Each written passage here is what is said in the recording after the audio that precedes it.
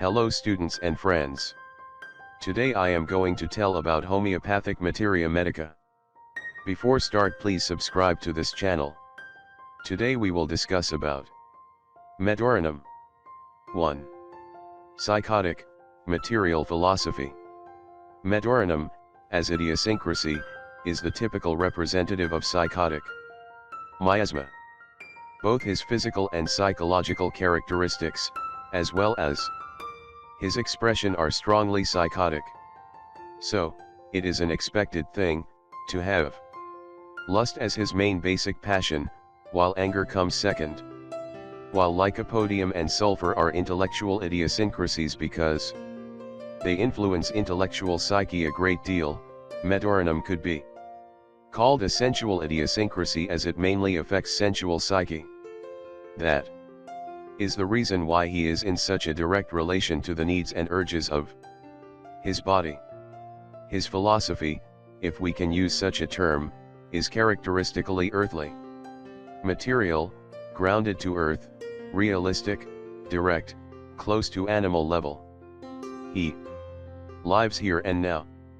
His motto could be, "We've only got one life, don't waste it, enjoy it to the maximum, use it before you lose it." He hasn't got any attachments to ideologies, theories, philosophies, religions, or any kind of intellectual structures. His tendency is simply to live his life here and now, to the maximum. He doesn't give a dime about things like is there life in other planets, does God exist, etc. He is definitely not the philosophical type. He doesn't care talking about morality or ethics. He is bored by culture and civilization.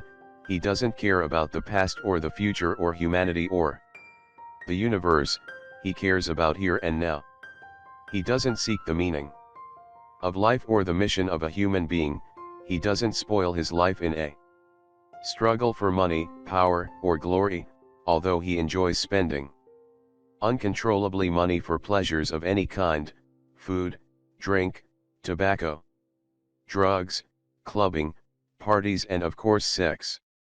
He likes to be famous, to be a rock star, a famous DJ, a famous rally driver, a porn star, a famous athlete of extreme sports, etc. He has no attachment in serving noble causes. He has no attachment in persons, relations, or even to his close relatives. He has no attachment in institutions like family, community, country, or religion. His relation with all the above intellectual things is shallow and superficial because his main attachment concerns a lower level, that is, sensual psyche and body. His aim is to satisfy his present physical needs and urges. He has the capacity to enjoy these needs and urges in a direct, intense and plethoric way. Being intensely psychotic, he is satisfied only superficially and only for a while, so he seeks satisfaction again and again. His satisfaction comes easily and he is loud, expressive, and intense. But his saturation is incomplete, shallow, and temporary. That's the reason why he has the tendency to develop the basic passion of lust. He lacks a complete and higher saturation in all levels: physical, etheric, sensual, intellectual, and conscientious. It ends in a Sisyphean task. These psychotic characteristics stand bold for all his autonomic physical functions and urges: hunger, thirst, urination, defecation, and sexual function. We can find the same characteristics also in non-autonomic functions like muscular function, sleep, and speech. In fact, all his expressions are psychotic. Let's take for example, the function of hunger. When a Medorrhinum subject gets hungry, then he wants to be satisfied promptly and intensely. He usually has a strong appetite and eats hastily. He enjoys his food. He likes strong tastes and highly seasoned food. He adores sour taste and uses a lot of lemon juice or vinegar. He even prefers sour fruit or unripe fruit. He is also fond of salt, spices, rich sauces, tidbits, strange appetizers, chops and sausages. He is definitely a meat lover and he has a definite tendency for yang food. He enjoys barbecue, adding to his food much oil, lemon, salt, pepper, ketchup, mayonnaise, chili, etc. He is not at all fond of healthy food or vegetables cooked on steam or boiled food without any sauce or spices. He just can't follow strict diets and healthy nutrition. He doesn't eat just to live, he lives just to eat, just to enjoy life in any possible way. He is a fan of pleasure. His motto is, grasp life and squeeze it like an orange to the maximum, enjoy its juices. So what, if you die 10 years earlier? 2. Lack of moderation and tendency for excesses. So, he tends to ignore moderation and lives a life full of excesses and debauchery. He drinks a lot and smokes a lot. He tends to drink strong alcoholic drinks like vodka, whiskey and tequila, or drinks beer as it was water. He smokes 2 or 3 packets of cigarettes a day or smokes cigarettes without filter. No way he is going to smoke those light feminine cigarettes. He lacks any kind of moderation or self-control. He has no diplomatic relations with self-discipline. He despises rules and principles that restrain him from enjoying life, that is, from employing himself in all kinds of excesses. This lack of moderation and his tendency to consider himself a tough guy often drives him into drugs, into narcotics. For the same reason, he has the tendency to yield to several other passions like gambling, horse racing, casino, boxing, hunting, fishing, diving, extreme sports, car racing, etc. He does all these without any moderation and self-control. He is so passionate due to lack of saturation, that is, due to superficial, incomplete, and temporary satisfaction. 3. Sexual lust. He has the same attitude towards sex. Sex is maybe the most important thing in his life. But, what kind of sex? He certainly hasn't got the Boericke emotional sensitivity of Natrum muriaticum, nor does he have the intellectual attitude of Lycopodium. Medorrhinum does not fall in love in a romantic way. He is not the romantic guy, he simply likes to get laid. Clear and simple, no attachments, no spiritual contact, no intellectual communication, no emotional exchanges, just to enjoy sex, just for fun. But don't think even for a minute that he has some bad intention or that he does this for any other hidden purpose, for example to dominate like a syphilitic subject. He doesn't have neither the intellectuality of a Boericke person, nor the dominating tendency of a syphilitic. He is simply superficial. The only thing he cares about is to have fun, to enjoy the moment without any romance and attachments. He doesn't write poems to his mate. He isn't romantic nor shy, nor in favor of monogamy. He is not stable in a relation. He cheats on his mate. He likes changing companions, the more, the better, quantity over quality. He prefers superficial and free relations, no commitment, no attachment, no strings. He isn't the best fan of the institution of marriage and family, and certainly he isn't the best fan of monogamy. But don't even think for a minute that this is a philosophy and ideology that he has reached after considerate intellectual work of his own. He is not that complicated or sophisticated. He is earthly. He has strong desires, which he simply wants to satisfy. Anything that prevents him from enjoying sex without complications is his enemy. He simply functions at a lower level, the physical and etheric one. His intellectual psyche is affected strongly by his sensual psyche. He is such a pleasure seeker, a big spender. He lives it up.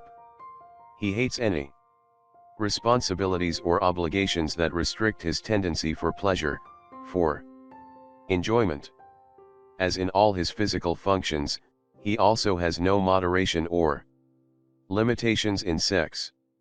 He is prompt to excesses, he lacks discrimination. If he is a man raised with low culture, he will have no problem going from one whorehouse to another. If she is a woman with low culture, she has no problem to change partners like blouses or to offer her body in exchange of money or just for the fan of the game. But a man raised with high cultural standards and living in a society of such standards, will definitely alter his sexual behavior, at least superficially. But, even then, he will be a womanizer, he will have the tendency for one-night stand relations, for free relations without romance and commitment, the more, the better. At this point, some of the readers may think that I am in favor of one idiosyncrasy and against another, that I tend to judge idiosyncrasies and, moreover, persons influenced by them. That's so wrong. I have many times in my books expressed a simple fact: idiosyncrasies are always a negative influence, an imbalance, a cause of psychological and physical disease. Of course, some idiosyncrasies tend to cause greater imbalance, 107, and some lesser, but they are all negative influences. Furthermore, I have many times stated that idiosyncrasies are external influences and not our real internal self. So, in no way am I negative towards a person that is influenced by a certain idiosyncrasy. My effort is to inform people about these negative influences and advise them to get rid of them if they want to become healthy physically and happy psychologically. My effort is to help them free themselves from the illusions caused by idiosyncrasies and come in touch with their inner selves. In the same way that there are no good and bad attachments, in the same way there are no good and bad idiosyncrasies. All attachments are bad, all idiosyncrasies are bad. 4. The psychotic vanity of the wide boy. A great characteristic of Medorrhinum is his psychotic vanity that takes the form of the hard man, the wide boy, the tough guy. He is proud to think of himself so and to be considered so by others. It is a genuine psychotic characteristic. He has so much energy, he is so strong and energetic, so yang physically and psychologically, he thinks he can do anything. He feels good whenever his energy flows quickly, whenever he does things, and especially risky things. He is full of life only when his adrenaline is high. He is definitely the adrenaline man. That's the reason why he is so fond of extreme sports. A psychic guy feels good in stability and small energy changes. A psychotic person feels good in motion and action, in the flowing of energy. He has a yang body type, strong, thick, wide, and heavy bones, strong and plethoric muscular system, able for heavy work and strong motions. Although not for long, he is so full of energy, so energetic, always in motion. Medorrhinum kids are vivid, hyperkinetic, never tired, never sit still. They refuse to go to sleep because they want to prolong daytime and activity, when they have spent their energy to the maximum, and a minute before collapsing they go to bed and become asleep in seconds. Before that point they have played a lot, shouted a lot, run about a lot. They tend to activities that are easy, prompt, temporary, quick, noisy, physical, and of course, above all, pleasant. They aren't intellectual. Their strong point is their strong physical condition and their endless energy. That's why they tend to build, for themselves and others, the image of the strong man, the tough guy, the fearless wide boy. They are so energetic when it comes to what they like, and so lazy, bored, and negative to what they dislike. They tend to become rebellions, uncontrolled and independent. They just can't stand any kind of leash. Instead they want to become the chief of the gang, the first white boy of the company. Medorrhinum kid is the opposite of Lycopodium kid. Medorrhinum is vivid, wild, full of escapades and mischief, risky but so superficial. Intellectually, Lycopodium kid is the good boy, so kind and obedient. Because he is coward when it comes to face other people, so intellectual. And so not physical. Medorrhinum and Lycopodium are mostly a male idiosyncrasy. That doesn't mean that we don't come up with female Medorrhinum girls. Such girls are usually tom girls, with more male characteristics, more yang characteristics than yin. This kind of psychotic vanity is combined with his will and aims. He definitely wants to live an easy, pleasant life full of enjoyment, especially on the physical level. So he tends to get engaged in activities like body building, box, karate, fight, or extreme motorbikes and fast cars. He is the tough guy of the company, may do drugs, and he is never scared of the police or the law. He chooses professions like barman, DJ, pub owner, gym owner, diver, Army Special Forces, lifeguard at the beach, sailor, extreme sports center, cafeteria owner, etc. At this point, I must stress that we have to differentiate between a tendency and a final behavior. I may have this tendency and never end up to fulfill it. So, professions are indicative of a person's tendency only if he has chosen what he really liked. In the same way, our final behavior at a specific area isn't always in accordance to our primal tendencies. The course of life and several external factors may interfere and change the root of the chain causes results. So, we must always know the difference between primary and secondary behavior, that is, genotype and phenotype. 5. Psychotic irritability.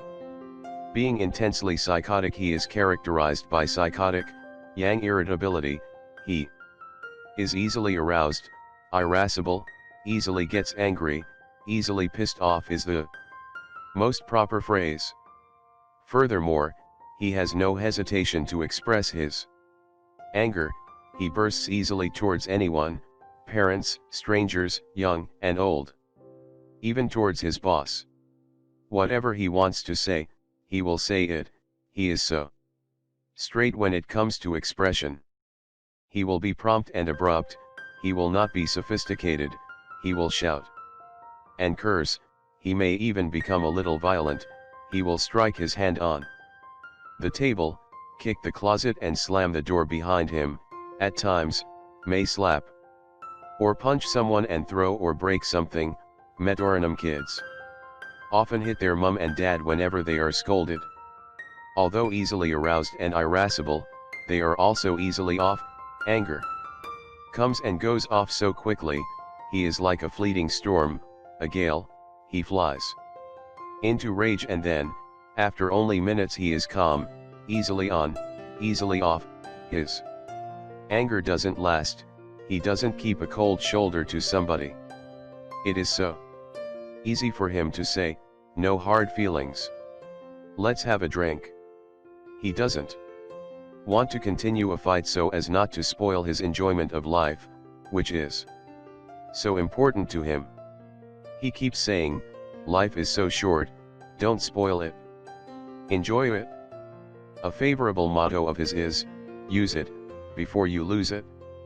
And that does not refer only to sex. Laughing, it also refers to any kind of physical pleasures, urges, and needs. What makes him angry? What pisses him? He is pissed whenever they restrain him from having a good time, from enjoying life, whenever they make his life difficult and full of worries, whenever they restrain his freedom and independence. He is so annoyed by admonitions, sermons, and moral lectures. He will say, spare me the bullshit. Cut the crabs. He can't stand grumbling and nagging of his parents or of his wife. He is so pissed by hypocrisy, not straight behavior, cowards, shy persons, wet blanket guys and slow to move individuals. Not many things are a problem for him. That doesn't mean that he doesn't face any problems. It is more a matter of attitude. He doesn't consider problems most of the usual things that happen to most people. I mean what most people consider personal problems. He hasn't got any attachment to people and ideas, so he is not involved in problems that have to do with love, disappointment or family matters. The only thing that he is attached to is enjoyment, so the only problems he has are those that restrain him from having fun. Often, when asked about his personal problems, he will say, "I've got no problems." That doesn't mean that he is introvert and hides his problems. He simply doesn't consider as problems what most people do. He is an easy rider, a superficial guy, not much of an intellectual level. 6. Psychotic physical characteristics and predispositions. Being intensely psychotic, he is most of the times hot or even very hot, but not so hot as sulfur. Medorrhinum kids sweat a lot because they are so active and restless, but their sweat is not offensive as it is in sulfur kids, and especially grown-ups. His favorite position of sleep is on abdomen. Some babies even sleep on their elbows and knees. Pregnant Medorrhinum women, even at late pregnancy, often insist on sleeping on their enormous, enlarged belly. He has such a strong relation to the sea, it's the love of his life. He feels so good in and around it. It improves his physical symptoms, it makes him feel better, his mood is elevated, it relieves him from burdens and sorrows, it drives his anger away. He often says, "Sea is my remedy, my cure."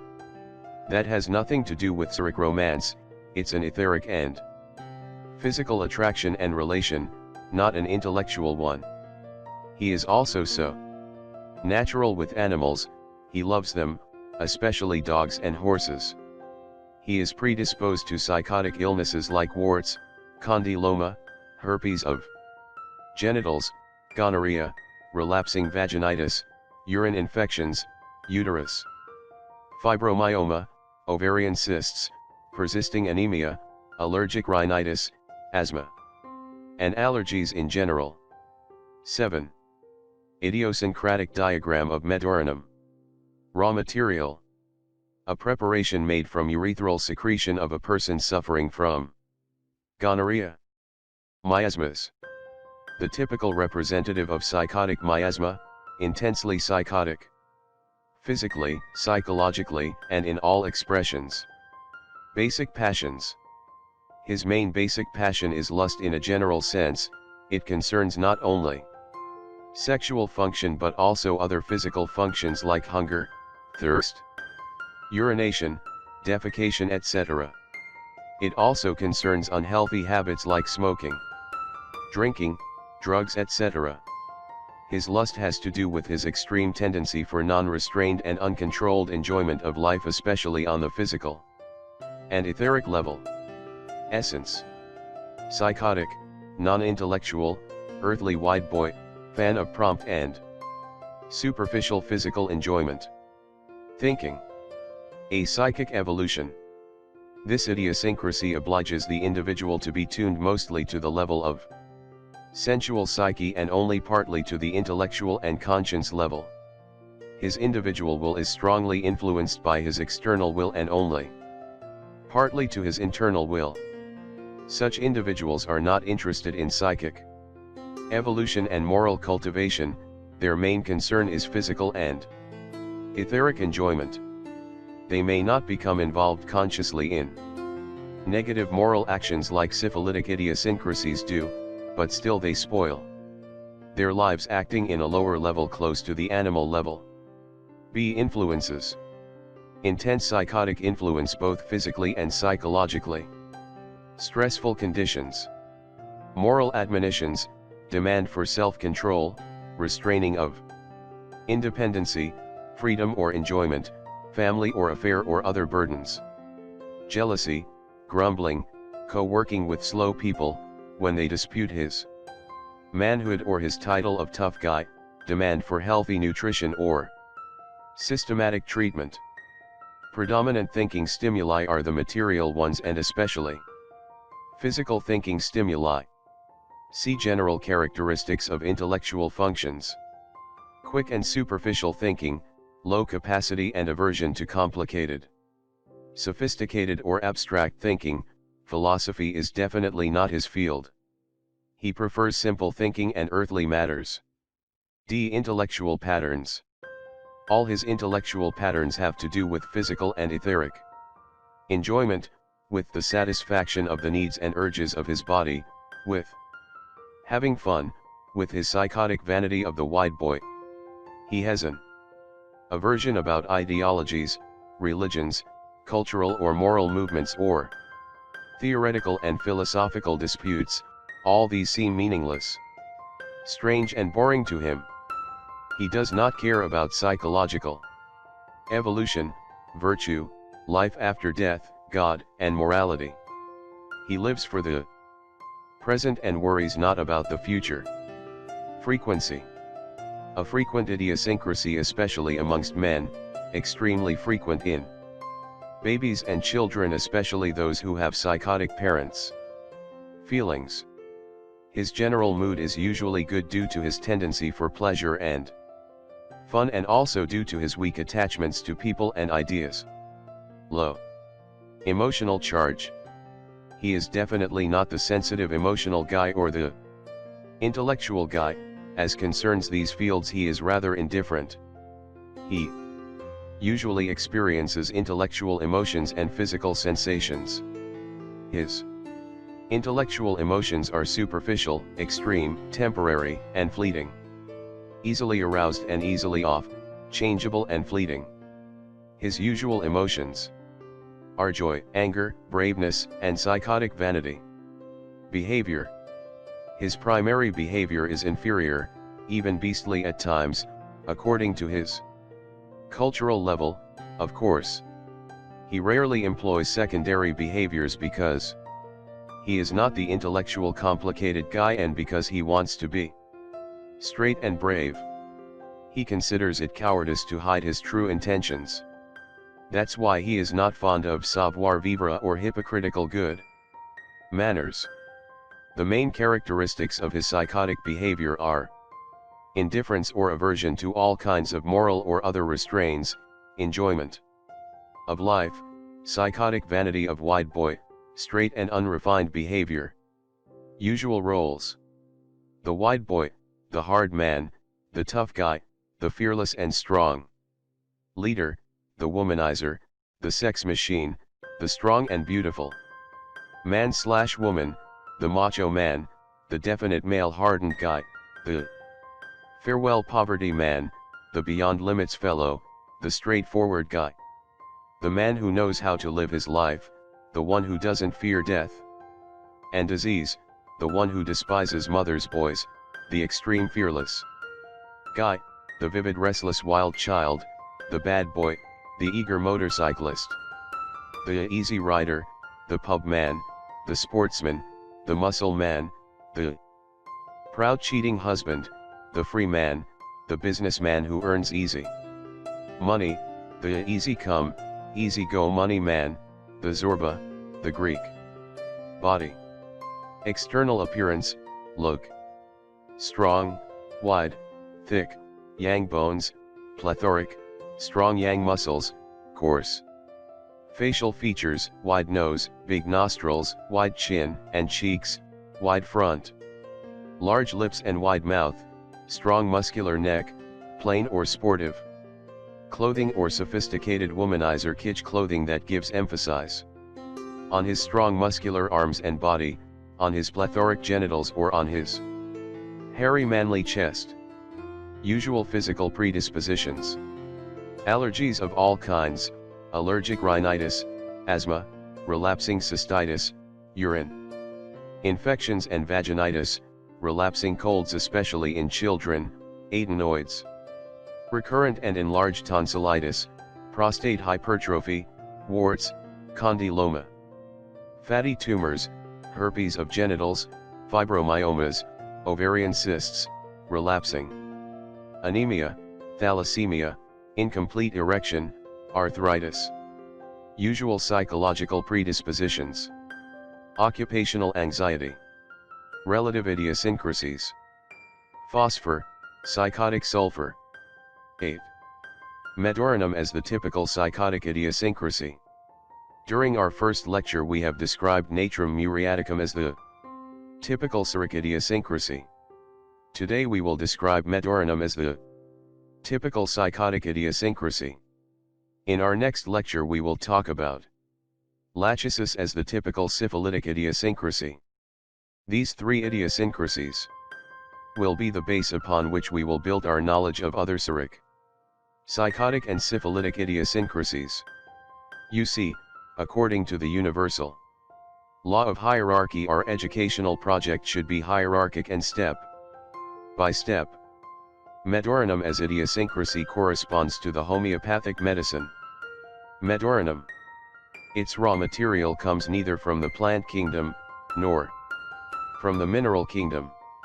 Most homeopathic medicines come from minerals and plants, but a few ones, but not less important, come from the animal kingdom. For example, Apis mellifica comes from the venom of the sting of common bee, and Lachesis comes from the venom of a snake. Even fewer homeopathic medicines come from man.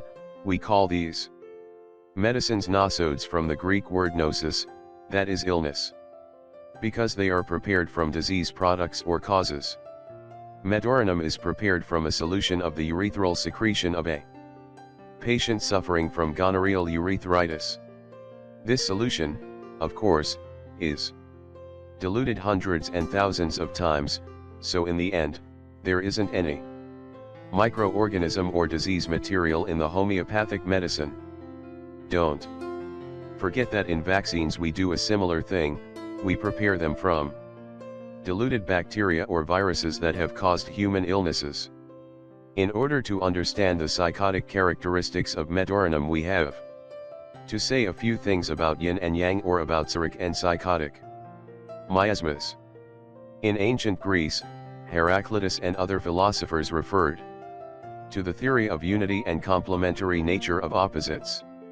In ancient China, philosophers have referred to the same thing by the theory of yin and yang.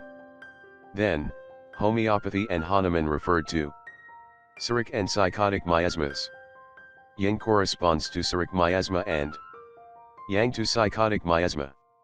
What are the characteristics of yin? Yin corresponds to the characteristics of the element earth. It is cold, slow, stable and thin.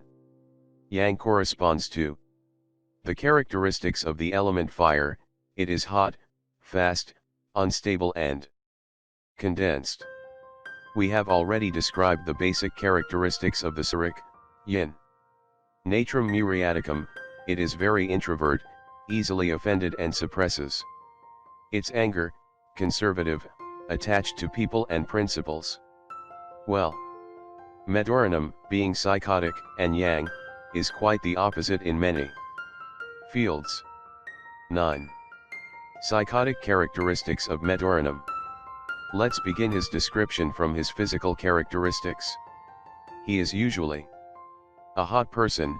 At times he may remind you of sulfur because he may be intensely hot, especially in kids. A Medorrhinum kid is always chased to wear his jacket, especially by his Lachesis mother. "Let me go," he says. Finally he wears that damn jacket, and as soon as he is around the corner, he takes it off and runs to play. It's not that he is so hot, as an organism, as sulfur is.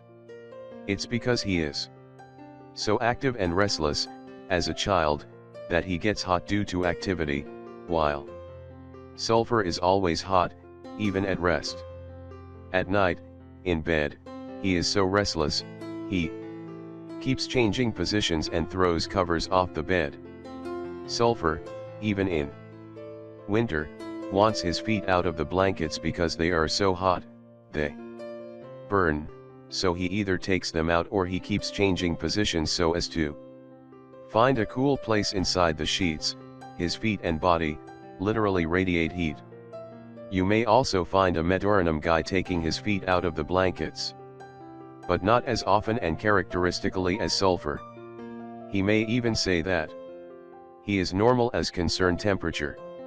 Many times he will say, "I am an all-weather guy, doctor, I don't mind heat or cold, I can bear anything." This expression, "I don't mind anything," is a general characteristic of psychotic persons and especially of Medorrhinum. He feels so strong, he feels that he can face anything that comes his way, he is a solid rock. Nothing can affect him, he is an all-weather chopper, a puma chopper. Laughing. He can do with this, but he can also do with that and with everything. He is an easy rider. You can affirm that in all fields. Let me give you an example of this in sexuality. He is the fan of the ancient Greek saying of philosopher Diogenes, "When the light is off, all women are the same." Laughing. That is, just give me any woman, or anything will do. More. Laughing. The only thing he cares is to get laid without any grumbling and fuss. He is the man of quantity and diversion, not the man of quality. He simply wants to enjoy as much as possible from life. He is not the selective type, he is so flexible, why bother with details? So, he is an all-weather guy as concerns temperature. He may sweat a lot, especially in kids, as sulfur does, but as we have already said, this is due to his restlessness and action.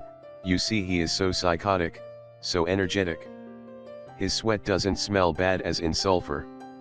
At this point we must say that there are two kinds of sulfur, the psychotic one and the serotic one. Medorrhinum has much in common with the psychotic sulfur. 10. When the psychotic fetus affects his mother, he enjoys sleeping on the abdomen. His overprotective lachesis mother may say to him, "Stop sleeping like that, you press your heart and lungs. How, on earth, can you sleep like that?" But he keeps doing it. Some overprotective mothers even go and change position of their babies when asleep. They think that it's better for their baby to sleep on the sides, or the doctor has said so. That's so wrong. Any person's organism, by nature, knows best what suits him better.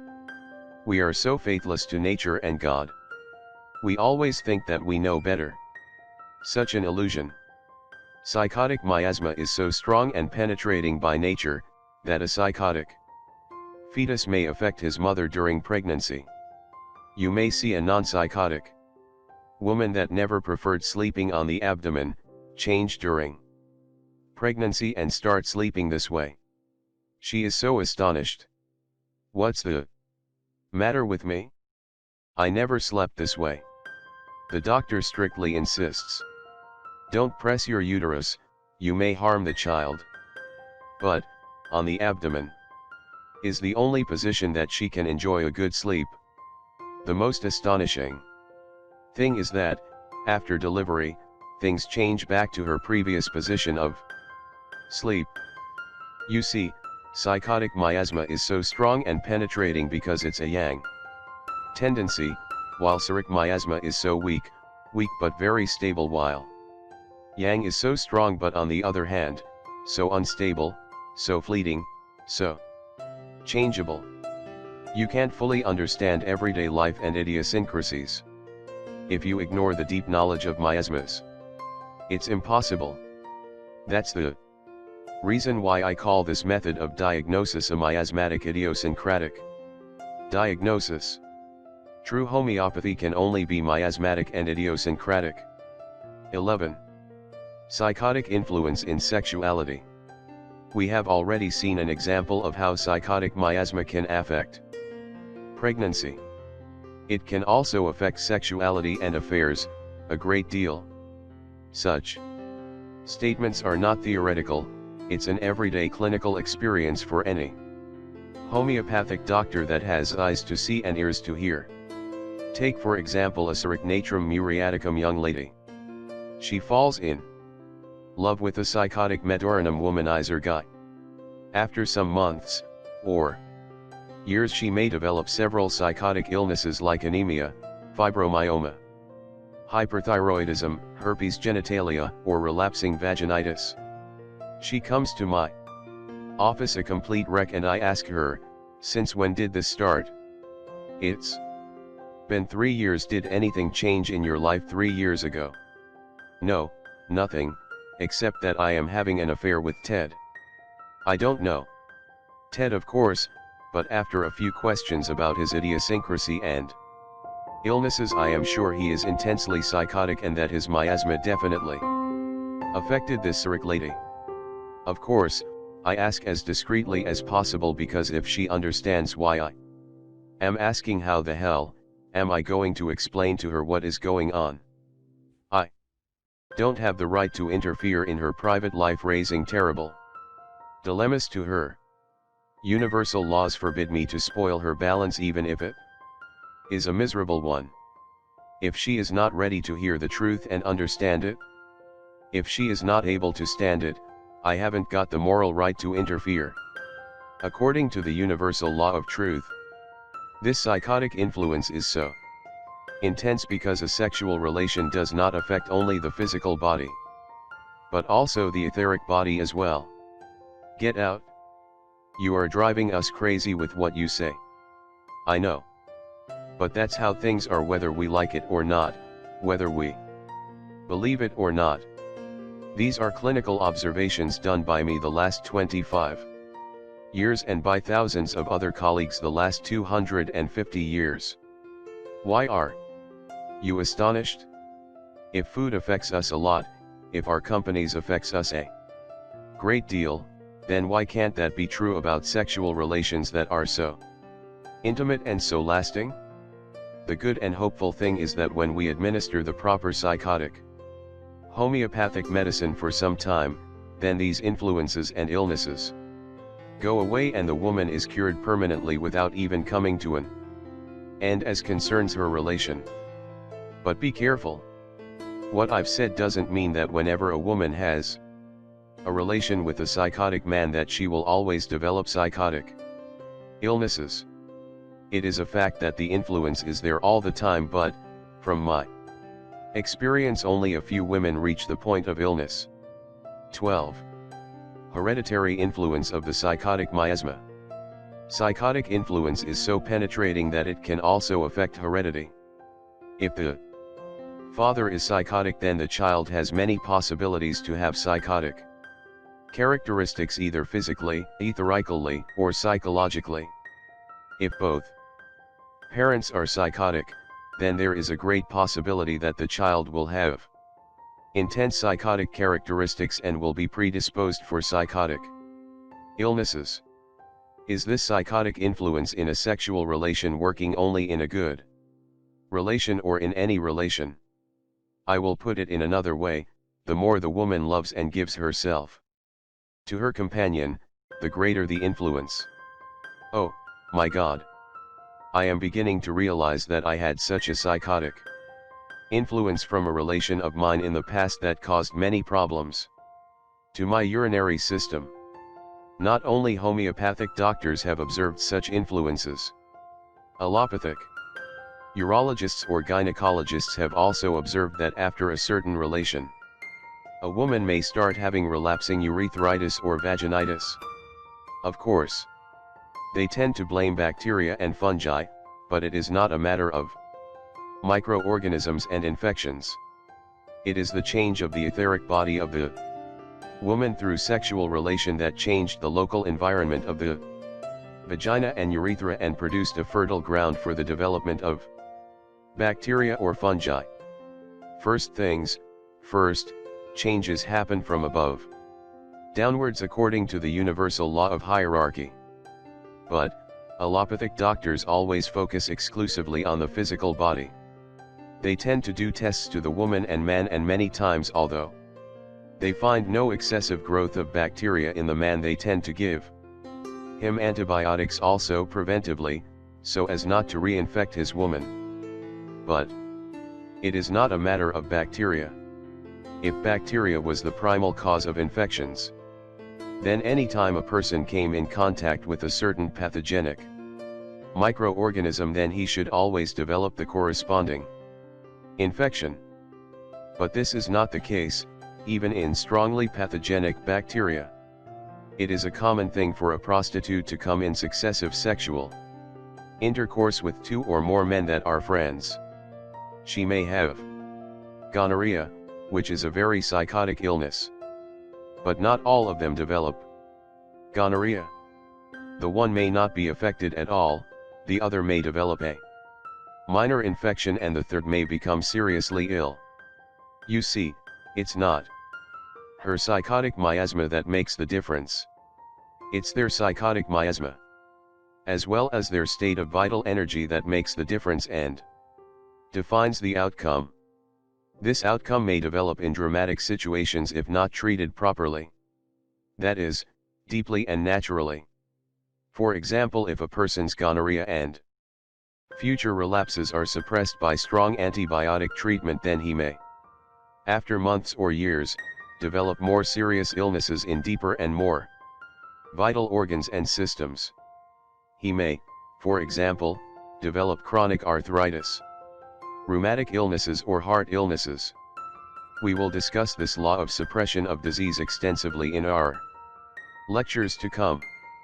You see how bind together are theory and practice in homeopathy. You will also see how precious is not to learn just any homeopathy, but the homeopathy that I teach, that is, miasmatic, idiosyncratic homeopathy. Without the knowledge of miasmas and idiosyncrasies, homeopathy is just another herbal medicine. Can a mother, through her love to her child, influence it with her psychotic miasma? No. No. Don't confuse things. Remember, you have to think hierarchically, according to the levels of the human being. You have to think in a holistic way. Your mental attitude, your psychological behavior, may set an example for your children. But that is a psychological communication, and the child, as it grows, has the chance to accept it or deny it. But in a sexual relation we have an intimate etheric and physical communication, and miasmas can influence each another. I have to end this matter here and now, because our main subject today is Medorrhinum. We will talk about miasmas extensively in due time. 13. Tendency for excesses and debauchery. Often, Medorrhinum has saliva coming out of his mouth at night, in sleep. Mothers often find a wet pillow in the morning, when their children are Medorrhinum subjects. This is more true and a significant idiosyncratic characteristic when we have to do with mercury subjects. In fact, it happens almost every single night, while in Medorrhinum it happens only 2 or 3 times a week. Medorrhinum, being a very psychotic person, a yang person, has a great tendency for plethoric tastes. He likes intense experiences and acts in a plethoric way. He wants to taste life, to live, to enjoy life. So he doesn't like any kind of restraint and any restraining rule, like for instance, healthy diet. He will eat a lot, drink a lot, smoke a lot, and even yield to drugs. From my experience, it is so wrong to believe that those who become drug addicts are weak, sensitive, or seduced by bad guys. From my experience, 99% of those addicted to heroin and cocaine are strong psychotic subjects or strong syphilitic subjects. Hashish addicts, on the contrary, can be many times Cyric reserved types, especially sulfur subjects. You see again, How can miasmatic theory be useful in understanding many everyday phenomena? A Medorrhinum or psychotic subject says to himself, I am a solid rock, I have a strong organism, nothing can touch me, I am a tough man and a risky one, I am not a pussy. I am not afraid of alcohol, tobacco, and drugs. All these things that doctors and mothers say about poisons are bullshit. I've been smoking and drinking for years and nothing happened to me. What if I die 5 or 10 years earlier? I am not afraid.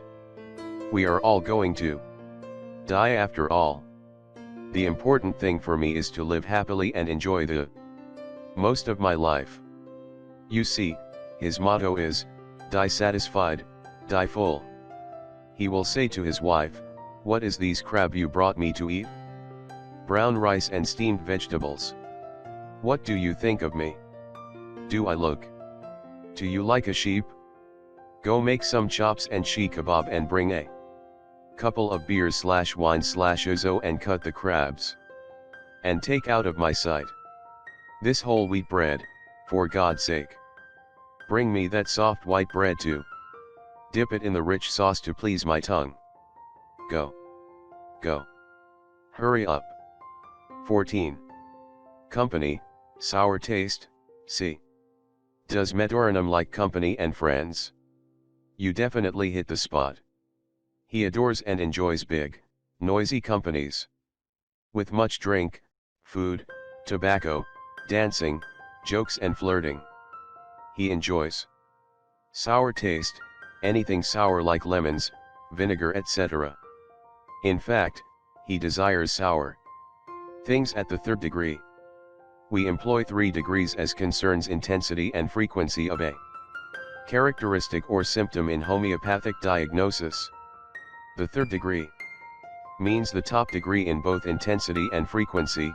The 1st degree stands for intensity and frequency a little above normal, the 2nd degree is in the middle. What does this hierarchy mean as concern desire for sour? I like sour in the 1st degree means that I like lemon and often use it in my food. Desire sour, 2nd degree, is when I like all sour tastes, I frequently eat it and tend to seek for it. At 3rd degree, I even prefer sour fruits like bullous plum and crab apple or unripe fruit instead of sweet ones, for example unripe oranges. He is also fond of strong and peculiar tastes like pepper, spices, hot chili, Tabasco, spicy mustards, strong sauces, that is, yang tastes. Yang food really suits him, anything full of spices becomes yang, fried food tends to become yang while water boiled or steamed food is more yin. Meat is more yang than vegetables and that is the reason why many Medorrhinum subjects are meat lovers. It is a rare thing to find a vegetarian Medorrhinum or one fan of healthy nutrition. He is also fond of the sea. He is crazy about it, he likes it in the 3rd degree. He doesn't only want to be there or to enjoy it by swimming and sports, even just seeing it makes him feel better both physically and psychologically. It may even improve his physical symptoms and not only his general mood. That's not something peculiar, see, compared to mountain is yang as nature, it is more subtle, it has constant movement. It's more alive and restless. Being intensely yang and psychotic, he tends to be very active and even risky. He enjoys all states with elevated adrenaline, extreme sea sports. Scuba diving, yachting, spearfishing, windsurfing, surfing, skydiving, planes, kayak, rafting, parachutes, climbing, bungee jumping, hunting, taekwondo, karate, martial arts, horse riding etc. Anything risky and dynamic will suit him, will make him feel alive. 15. Irascible like a gale. Natrum muriaticum, being very Boericke, is easily offended and gets angry. But she doesn't express her anger. Medorrhinum, being very psychotic and yang, is like a gale, it comes unexpectedly, out of merely nothing, it is intense but fleeting, it easily goes off. What makes him angry? When his wife or mother is grumbling, he just can't stand grumbling, muttering, and any kind of misery. He will say, "Give me a break, will you? Get off my back." If someone else is doing this to him, he will be less polite, "Fuck off. Stop busting my balls. Get off my back, will you?" His favorite expression is "get off my back."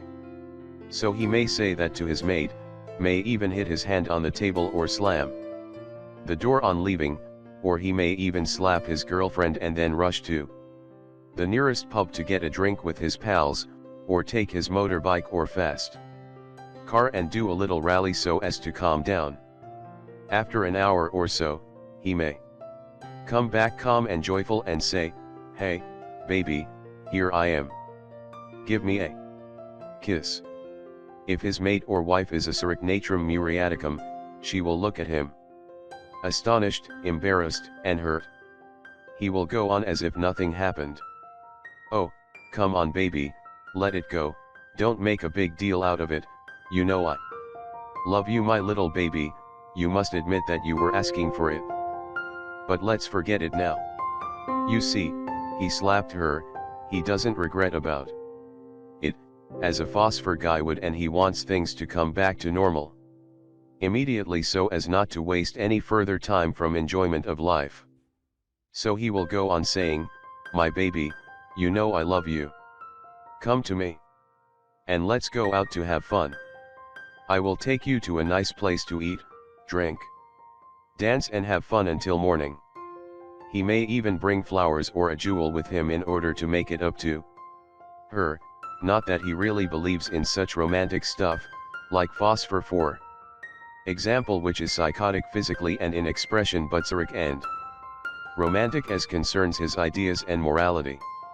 Medorrhinum simply knows from experience that if he does a romantic gesture she will forgive him and things will return back to normal. He knows that he can wheedle her this way. Then his wife will think, "Silly me," he may be irascible and say and do things that hurt me, but on the other hand he regrets because he loves me so much and cares about me. Deep down he is sensitive and romantic. He may even use sweet talking to wheedle her, not that he likes such expressions, not that he does this in a syphilitic manipulating way so as to take advantage of her. He is not syphilitic, he is psychotic, he just wants things to return back to normal so as not to stop enjoying life. He simply wants to get laid again, and he is so prompt and coarse that he may even spit it out in the open, just like that, "Come on, baby, I will make it up to you, let's go to bed and have crazy sex." A natrum muriaticum wife explodes, "What kind of a man are you? Is this the only thing you have in mind? That's why you brought me flowers? I am such a fool. I thought you have regretted." She throws the flowers away, locks herself in the bedroom and bursts in tears. Then, he loses his patience, gets bored from this silly game of regret and making up to her, slams the door to go to the pub again and shouts out, "Fuck you. You are just a stubborn bitch like all women. Why don't I go to a nice horn to pay and do my job without any grumbling of any sort? Women. They are all bitches." Laughing. Well, that's a genuine Medorrhinum. He doesn't do it on purpose. The only simple thing he wants from life is to have fun without any grumbling, without too many responsibilities and without silly romantic stuff.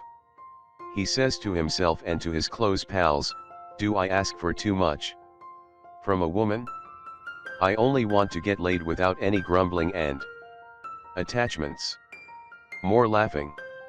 At this point, someone could say that I talk vulgar and that a scientist and Especially a doctor should never use such expressions. But I only try to imitate the real expression of the idiosyncrasy in description, as it happens in everyday life. You see, for me, science is to reprint reality as close as possible without any fear or prejudice. Does he often break things? Yes, he may, but not so often as for example stramonium, which is violent and out of any control. Nux vomica, also, may break something when irritable, but not so often. Medorrhinum, as a rule, may hit his hand on the table, curse, slam the door, and after 5 minutes or on his return after an hour may say, "Come on, woman, you know me. Don't argue with me when I get angry, just don't say anything, you know that in 5 minutes things will get back to normal."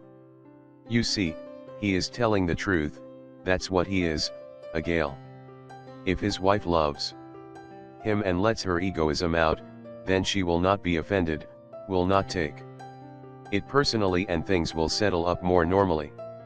That's what women of past times did. They said to themselves, "Let him burst. So what? In a few minutes he will forget it and be even nicer, wanting to make it up to me." Nowadays, women tend to get involved, to feel offended, and especially if they are Valerian or Plotinus subjects, say to themselves, "Who does he think he is to dare behave to me like that? I will not let it go just like that. I want a divorce. I will revenge him." Laughing. 16. Don't confuse a person with his present idiosyncrasy. Let me ask you something, is this the way you function in a company? What do you mean by that? I mean, do you say to yourself, "This is a Valerian or a Natrum Muriaticum person. I must treat her like this or like that"? I must admit that this is an inevitable first stage when someone starts learning the truths of homeopathy. He confuses the person with his present idiosyncrasy. In the same way that someone is not his clothes, in the same way someone is not only his present idiosyncrasy. If a woman wears a very sexy dress, that doesn't mean that she is a horn. On the other hand, if a woman is dressed conservatively so as to fake a moral religious woman and manipulate someone, that doesn't mean she is what she looks.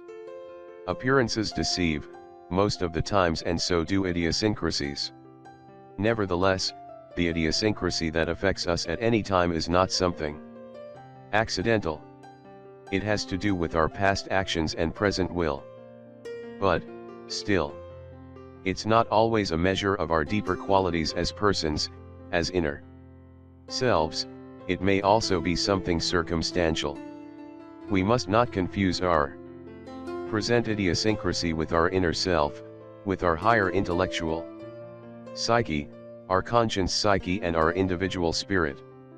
Idiosyncrasy affects only part of our physical body, etheric body, sensual psyche, and lower intellectual psyche, that is, our external and lower self. We should not confuse a man with his present idiosyncrasy in the same way that we should not confuse a man with his sex, race, religion, social status, or economic status.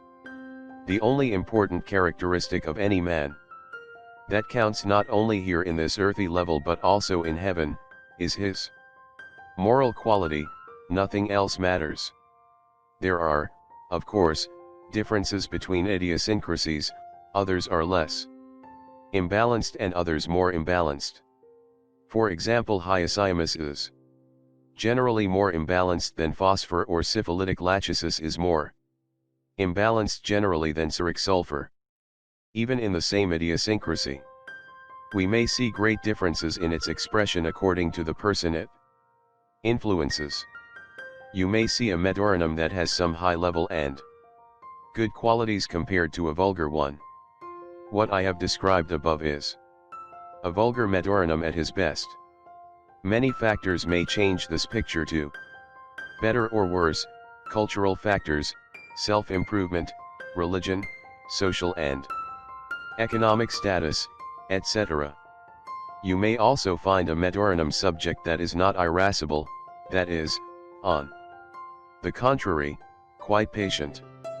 He may say to himself, "Let my bitch wife grumble, don't pay attention to her, I don't give a fuck about her," and off he goes to the pub to meet his friends or go fishing or hunting.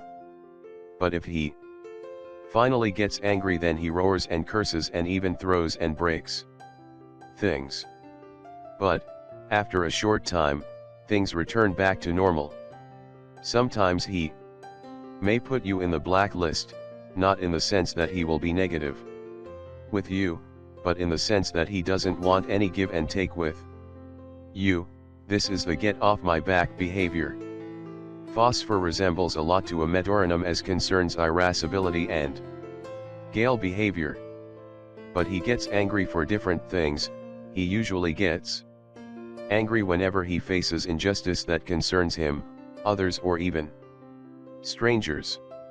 He is too a Gale, but when he calms down he feels bad about his behavior. If he realizes that he is wrong, then he is so regretful and even apologizes sincerely. Even when he is right, he feels that he shouldn't react like that and may again apologize for his improper behavior. Medorrhinum does not apologize at all, or even when he is apologizing he is so superficial, he doesn't really mean it, although he is not really faking, he only wants things to get back to normal so as to have fun again or to be calm again. 17. The opposite of sophistication, straight and simple things. You can't say that he is tidy, sometimes he is even sloppy, but not as much as Sulfur, who is sloppy in the 3rd degree. Medorrhinum is yang and psychotic, so as concern his expression we expect him to be extrovert. When we say extrovert in homeopathic diagnosis, we mean that he talks about his personal problems to others. Nevertheless, there is a variety of versions as to this characteristic. In the case of Medorrhinum, he may even seem to be introvert. He may not talk much about his personal problems, and if he has a lachesis woman, she may tell you, "For God's sake, doctor, what kind of a man have I married?" I don't ever remember discussing with him like normal married people do, about our problems, about our children, and about all things that trouble a couple and a family. He always says, "What's there to talk about? You keep bringing it up again and again. I've told you a million times, when time comes we will see what we will do. Stop grumbling and analyzing." Don't confuse this attitude with introversion. He simply doesn't like to analyze things and deal with theoretical or complex matters. He has an aversion for philosophy and sophisticated things. He also has an aversion to talk about everyday little burdens. Instead, he will say, "Let's drop it. Woman, go cook some of your delicious chops and bring me some beers. I am in the mood for fun." If he has a sexy wife, he will add, "And then we will rock the bed." If he is bored of his wife after eating and drinking a lot, he will go straight to sleep or may go out to a mistress or to a horn. You see, he is anything but an intellectual guy. He is easily bored and tired of sophisticated things. He will say, "What's this crap? Cut it out." Kafka and Wittgenstein and Nietzsche. What is this bullshit? Why can't you speak like normal people, plain and simple? Why deal with such boring matters? Why can we talk about women and football and fun? If he is in a high-class gathering where lycopodium and sulfur intellectual types philosophize about art or the meaning of life or metaphysical matters, he may not talk. He will look at them, shake his head and think, "How can they be so boring?" His field is fun. His company is a company of fun. They will eat and drink a lot, dance a lot, flirt a lot, have sex a lot, stay awake having fun until morning, do risky, competitive, and manly stuff. Why bother with theories and burdens when life is so short and full of worries? In another version he may seem very extrovert, even talk about personal things out in the open. He may talk about the broad he has sent back to her mother because she was busting his balls being very jealous. He will add, I am a free man, I never stand such womanly behaviors. Or he may talk with pride about his new beautiful broad, his latest conquest, and how good he is in bed with her. In another version he may seem introvert because he avoids talking about his personal problems, simply because he doesn't consider anything as a problem or because he finds no meaning in discussing it. Nothing is going to change by talking about it, talking won't solve anything, that's his attitude. A psychotic sulfur also may have the same attitude. His talkative, lascivious wife will start grumbling about little, everyday, family matters. Our boy got a D in mathematics, he never sits down to read, all day he is hanging out with his pals. What kind of a father are you? Why don't you scold him? You've never grounded him. He may say, give him a break, woman. What if he is not good at school? Why should all students go to a university? As from tomorrow, he will stop school and come with me to my job, to become a plumber. He will earn some good money and right away, not after 10 years. His wife will burst, how can you say such a thing about our son? I want him to become a doctor or a lawyer for whom we will be proud to society. If he is bored and wants to stop her grumbling, he will turn to his son and say, come here, you naughty boy. From now on you will be a good boy. And start studying hard. Okay. Okay, Dad. End of discussion, woman. Now, can we eat in peace? There's a football game in TV in 20 minutes from now, have we got beers in the fridge? Quickly lad. Go do your homework and come watch the game. Laughing, you see, he doesn't believe in scolding him, he just wants to shut his wife big mouth, so as to eat in peace and watch the game in peace. More laughing. 18. Easy money, showing off, flirting and women. As we've already said, he is not an intellectual guy, so he doesn't like intellectual professions. He is so fond of jobs from which he will earn easy money and enjoy at the same time. He likes night jobs like running a pub, being a DJ, working at a cafeteria, being a security guard or policeman at night duty guard. Not only he likes staying awake at night, but he can stand it quite effortlessly.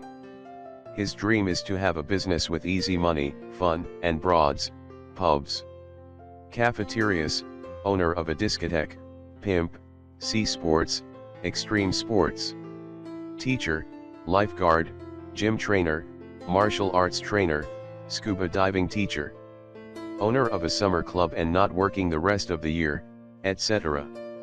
He also likes professions with nice uniforms so as to show off to girls, policeman, Navy officer, pilot, Formula 1 driver, Army Special Forces, etc.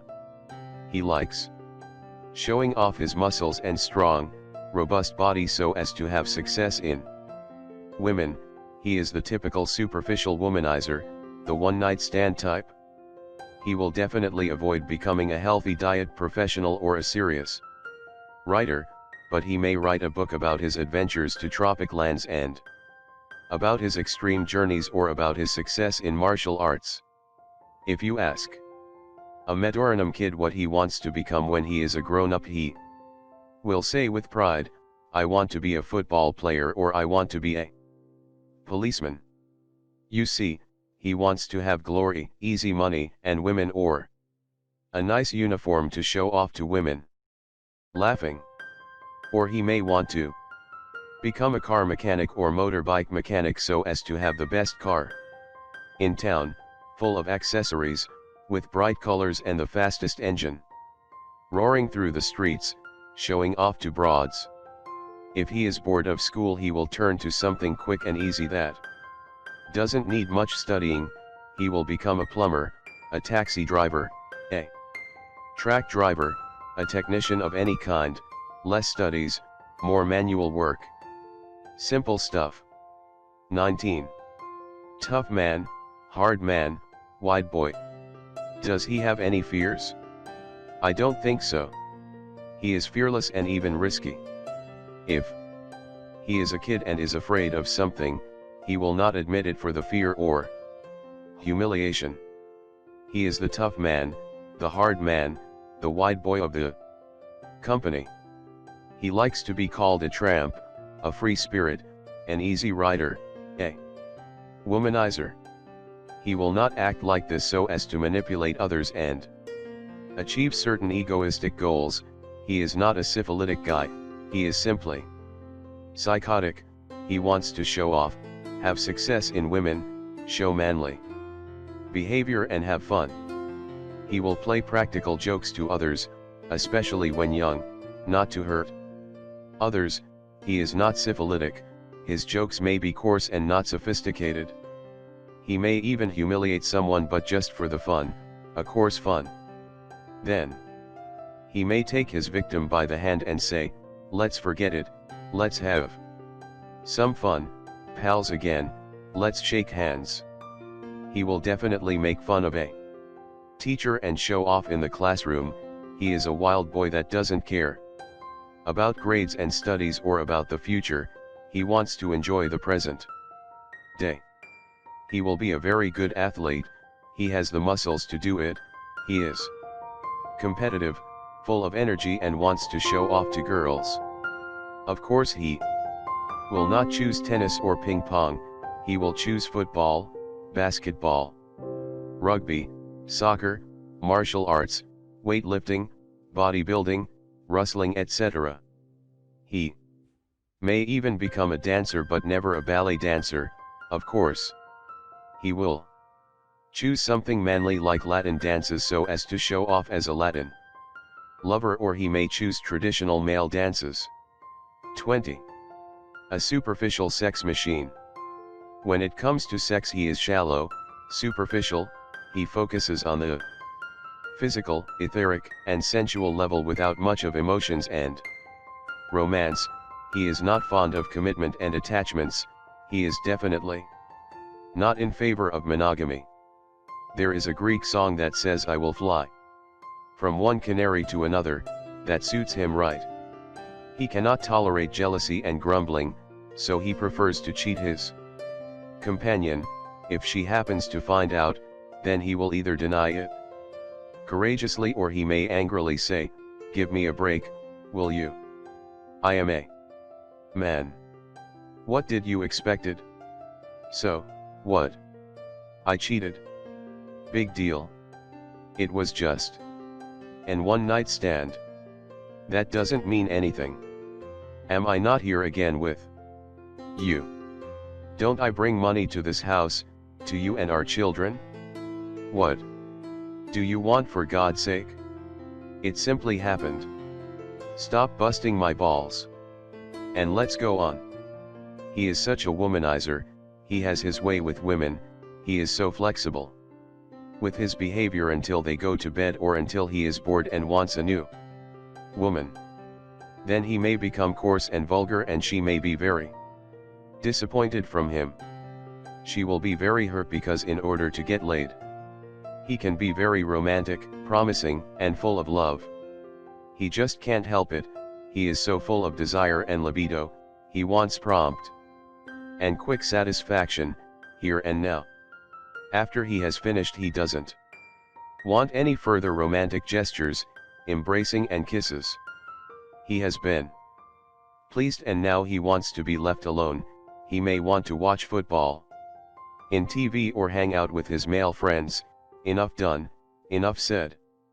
In general, he cannot tolerate sentimental dialogues like, do you love Me, how much do you love me, prove to me that you love me. Why didn't you remember our anniversary? You don't love me anymore. When we get old, will you still love me? Laughing. All such romantic things, simply bust his balls, he says to himself, gosh. If any time we have sex she is going to bust my balls, it ain't worth it. He wants simple things, I have the desire, we get laid, end of story until next time. He likes to be a womanizer, he likes to have the fame of a womanizer, a coarse womanizer, an unsophisticated one, he will never be a Don Juan with sophisticated manners. Nevertheless, if in order to get laid with a sophisticated woman he has to be romantic, playful, and sophisticated, he will definitely give it a shot, although it's not his field. If he is a villager or a low-class guy, then he will be so kitsch. He will have that heavy and coarse golden necklace or bracelet like gypsies do, or in older times, that golden tooth. Laughing. His shirt will be well unbuttoned so as his hairy, manly chest to be exposed, preferably no sleeves in order to exhibit his hand muscles. Gained at the local gym, tight jeans so as to show his bulging genitals, a large, manly, sportive wristwatch, very well combed, long hair. Preferably with braid, modern hair look with too much fixing gel, or if he is a little bold then a clean shaven head, 3 days unshaven, modern, manly face or a great manly mustache or beard. He likes so much to show off to women, not a sophisticated exhibition, a rather coarse and at times kitsch one. If he or his dad has enough money, he will buy an expensive manly motorbike suit for races or mountain climbing at least over 1000 cubic centimeters, or a Harley. If it is a car then cabriole will do nice, or a brand new sportive Mercedes or BMW or a huge Jeep, all these full of kitsch accessories. He will drive through the streets of the neighborhood, stepping on the gas and letting go so as to exhibit his strong engine, CD player volume full, shaking the car and the glasses of the windows of the neighborhood, a roaring exhaust and too much manly perfume. Laughing. 21. Sexual excesses and misfire. He has such a great tendency for sexual excesses, so it is not a rare thing, although usually a sex machine, to find himself in a situation of misfire.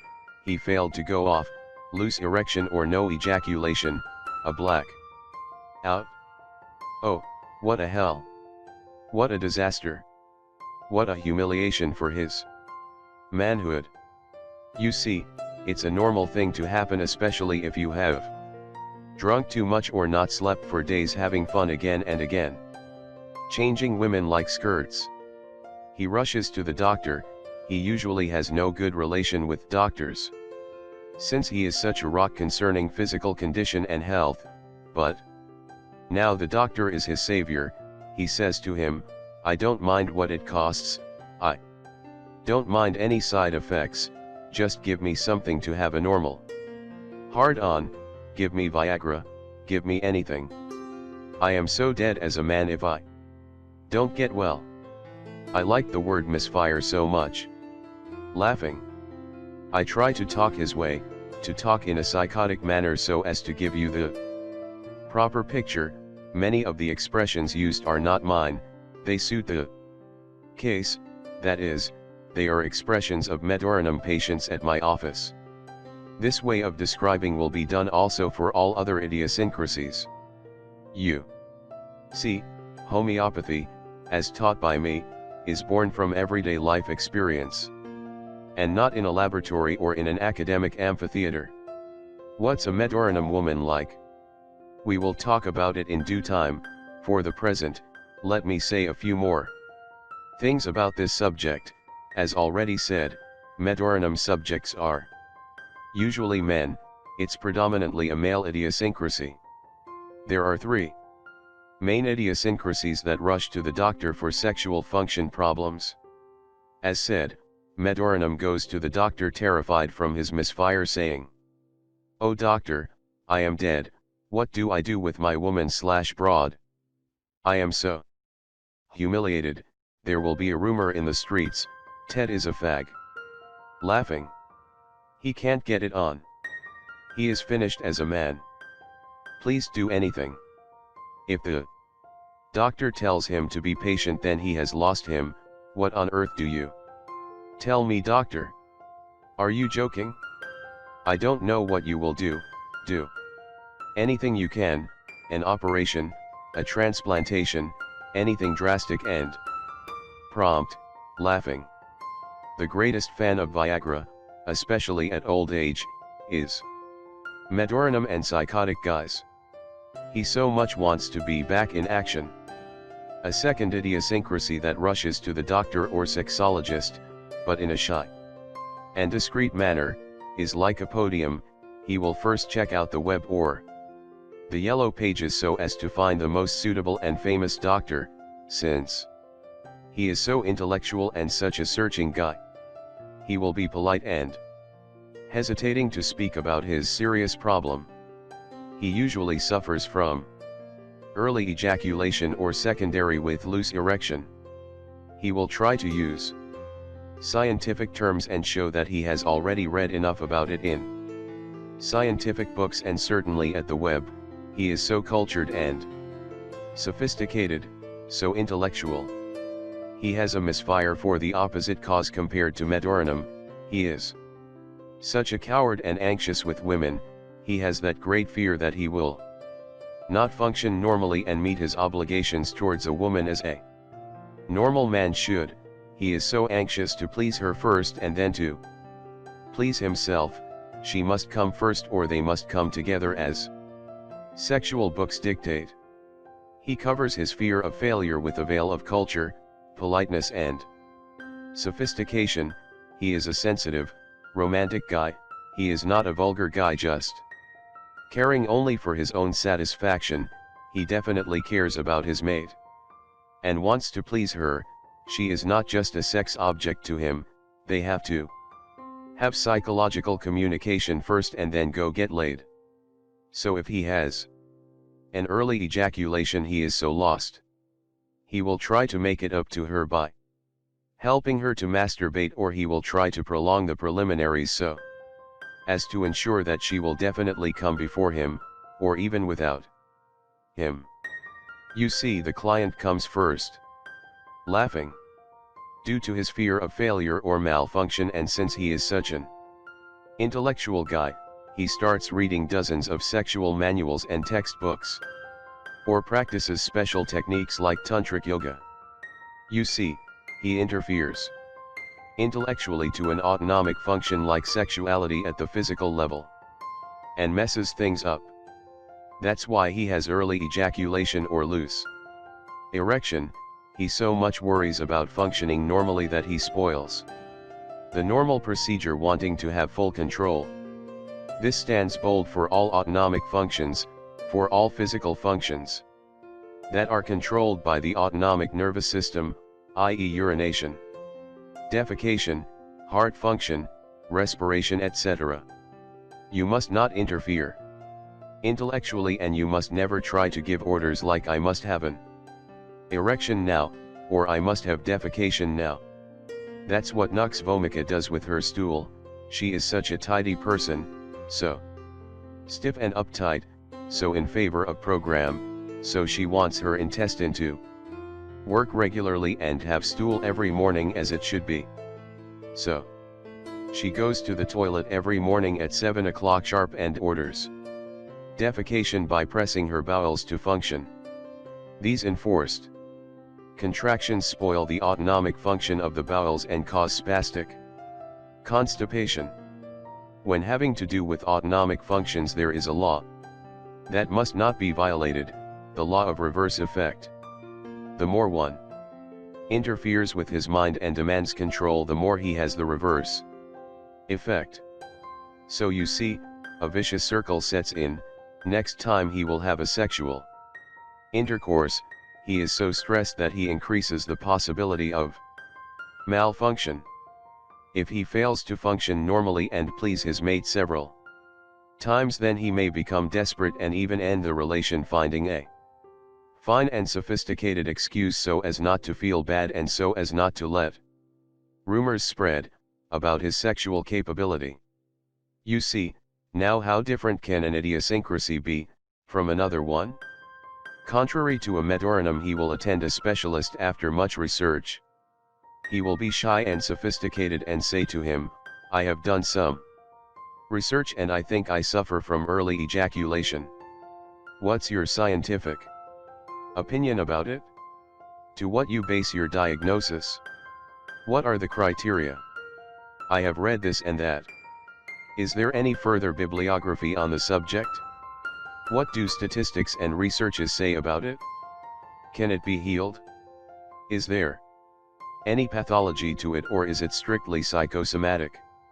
Must I do any tests and examinations about it? Did you have other such cases? What was the prognosis of those cases?" Before going to the doctor, he has already done his bibliographic research and tried several techniques so as to solve his problem. The more he interferes intellectually, the worse it gets. Phosphor is another idiosyncrasy that may consult a doctor suffering from misfire. His problem is not so much early ejaculation, but usually it is loose erection or no erection at all. He is a psychotic idiosyncrasy like Medorrhinum, but only as concerned physical and etheric level and way of expression. As concern his ideas and moral attitude, he is definitely Boericke. He is very active sexually, he has an active libido, but he wants emotion and love to accompany sex. He is sentimental, truly sensitive, sincere and emotional. He falls in love truly and easily. He is so giving to his mate, and generally, he wants to experience romance and the great love. He wants the whole package. That is the reason why he is so stressed when he cannot please his mate.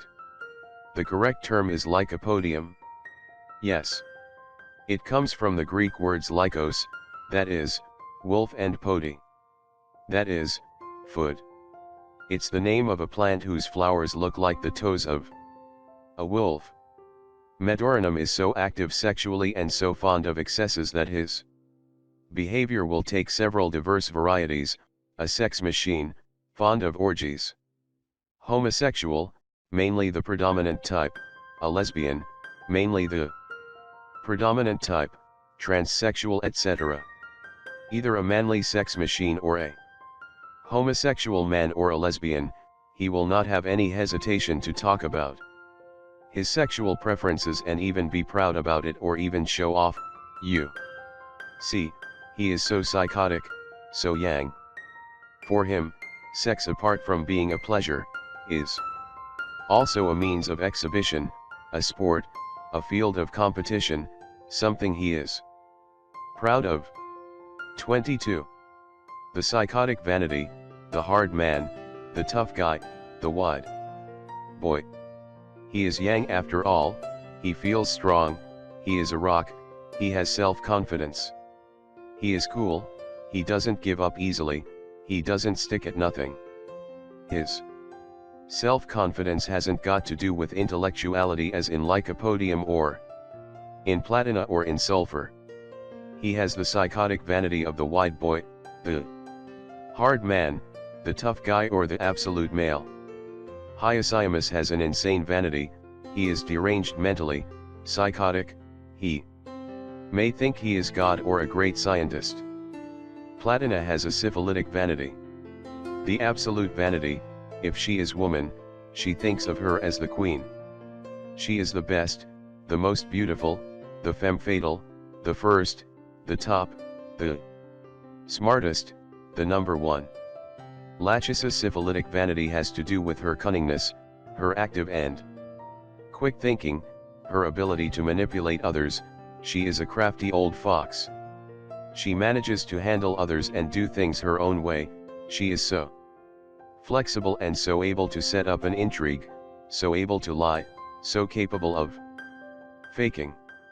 Lycopodium vanity has to do with his amount of knowledge and his culture, with his sophisticated manners, with his intellectuality, with his spirit, his ability to have original ideas, his fluency in discussion, his cultivation, his polite manners, his radical ideas, his scientific knowledge, his artistic knowledge. Sulfur vanity has to do with his ability to philosophize. It's a superficial philosophizing.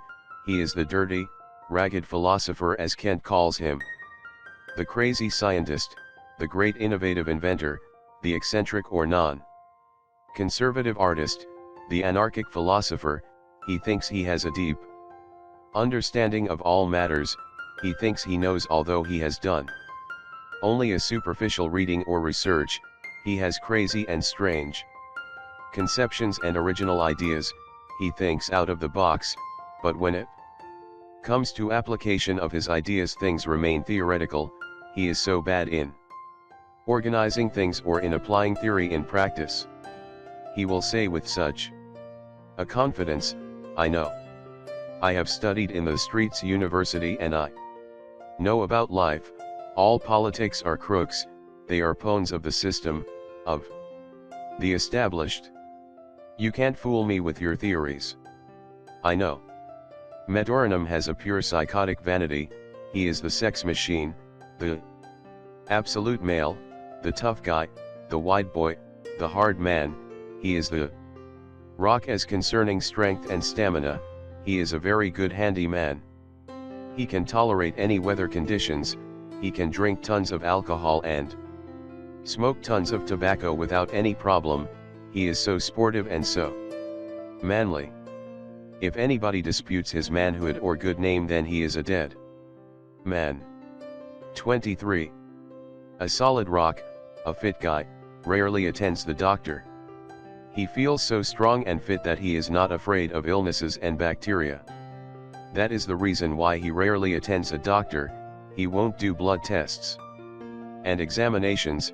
He is not fond of systematic treatment or healthy nutrition. If he has a pain, he will get a painkiller just to go on with his work or fun. He doesn't deal so much if it has side effects or not, as long as it stops his pain. His wife pushes him to go and check his cholesterol and blood pressure. He says, "Get off my back, woman, I feel fine, I've got nothing." If the doctor prescribes a complicated treatment that needs patience and a lot of pills, 1 in the morning, half midday, 2 in the evening, etc., he will ask him, "Shouldn't you give me one shot or all drugs together so as not to remember taking all these morning, noon, night, etc." He will take 1 or 2 capsules of antibiotics just to control his high fever, and as soon as he feels better he will neglect doing the whole 5 days treatment. Although he knows this isn't right, he will take a Viagra so as to do the job and won't bother if his doctor forbade it due to his heart condition. "Let me die happy," and as a man he will say, joking. In fact, he means what he says. It's not a matter of speech. He may have cancer or a serious heart failure and his doctor is explicit. "Cut drinking and smoking right now or you will die." He will say yes, just to avoid his grumbling and continue as before. But he may even answer back, "Doctor, I am going to die anyway. What if I die in 1 week or in 1 year? Let me die happy. I don't like stop this and stop that." He may also get scared at first, but then after a few days he will return to his normal life. His wife will grumble and shout. He will say, "Get off my back, woman. It's my life. You will die and leave me alone with 3 children to raise, so that's the only reason you care. What kind of a man are you? You are so insensitive." If she insists and keeps grumbling, he will say okay, okay, and will do all forbidden things whenever he is alone. His motto is, "What the heck?" We've got only one life and it is so short. We must enjoy it as long as it lasts. To be precise, it's not a philosophical attitude, it's a matter of yielding to his physical urges and needs. He isn't the philosophical type. Ideologies, principles, and rules are not his field. The thing that matters to him is to stay a wide boy and have fun. Be an easy rider, a cool guy, a trustworthy friend. Whenever it comes to friendship, he will say, you say you need 30,000 euro, take it. And give it back whenever you can. And don't say a word about papers and signs or I will kick you, but aren't we men of our word? So, don't insult me. 24. Nick the Greek. All inquiries about morality, future life, and saving one's soul seem to him so incomprehensible, so strange and theoretical, so stupid, so boring that he doesn't bother dealing with it. He just cares to live his life, to get laid, and enjoy life. If he wants to seduce a pretty girl, he may employ a part of his manly body and his cabriole, several superficial slogans like, gosh, you are a goddess. I am struck by lightning. You are the most beautiful woman I've ever seen. Gosh, you are so hot. It reminds me of the picturesque traditional Greek womanizer that we used to call Nick the Greek. He goes around with his cabriolet and his gold watch, has learned 5 words in English, and with his terrible accent, he says to the beautiful female tourist, me, buy you drink, laughing. He will take her to the most expensive pub or tavern, or will buy her souvlaki and beer or even a present, and then he will pop up the final phrase, baby, you, me, sex together. More laughing. Sometimes, he is so honest and direct to his intentions. He thinks, she accepted me buying her a meal, drinks, and presents, now it's pay time. You ought to get laid with me. Who does she think I am? A sucker. That's his straight attitude. He is the young villager that will get laid with the high blonde Swedish girl just to show off to the local society. He doesn't care about her religion or race as long as she is good at bed and beautiful to show around.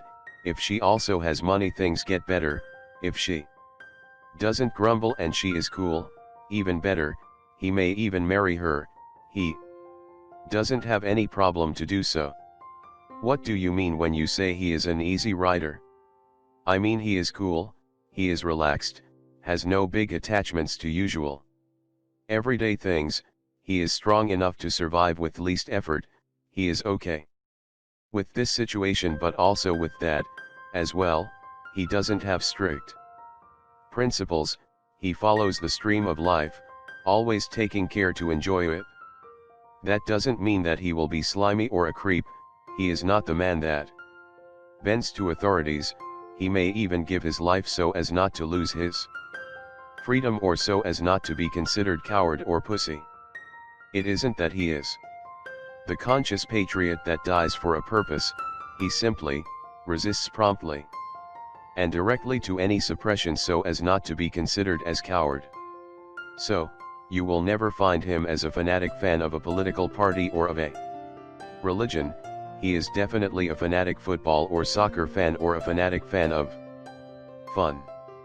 You may of course see a Medorrhinum taxi driver make the sign of the cross when passing near a church, but at the next corner he may curse Jesus or Mother Mary when someone blocks his way with his car. Or he may go to the church with his family on Sundays, as it is a custom, but if the priest grumbles to him about money donation, he may say, shut up. You old goat, you bloody priest, haven't you had enough? 25. Psychotic illnesses. Are there any Medorrhinum children? Of course. A lot of kids are Medorrhinum due to inheritance and later on they change to other idiosyncrasies. These psychotic kids have a tendency for psychotic illnesses like asthma, eczema, allergies, hypertrophic states, like fibromyoma, warts, or ovarian cysts, hyperthyroidism, herpes genitalia, gonorrhea, arthritis, relapsing urine infections, relapsing vaginitis, relapsing colds, etc. If you have eczema and you suppress it with repeated dosages of cortisone, then after some time this patient may develop a more inner illness like allergic rhinitis or asthma. If you suppress a psychotic gonorrhea, then it may take the form of a more inner illness like arthritis or heart illness. As we have already said, a woman under the chronic and intense influence of her husband's psychotic miasma may start having a declining state of health. She develops anemia, is always tired and pale, has relapsing vaginitis, etc. Psychotic children are most of the time hyperkinetic, irascible and not obedient. A very strong psychotic inheritance may lead to a child that is mentally retarded. Ending my presentation of Medorrhinum, I would like to point out one thing. What's really important is to give you the essence, the main idea of an idiosyncrasy. If this is achieved, then you will be able to foretell how a subject influenced by this idiosyncrasy will think, feel and behave, and that is a wonderful knowledge and plus a very useful one in homeopathic diagnosis and treatment. It is very wrong to focus on memorizing some keynote symptoms and prescribe accordingly. It is also a hopeless thing to try to memorize thousands of specific, local, physical symptoms. It is useless. What matters is the essence, the whole picture, the heart of an idiosyncrasy. Its fingerprints, and that's the sole aim of miasmatic idiosyncratic homeopathy that I teach to you. Thank you and have a great day. And don't forget to subscribe to this channel.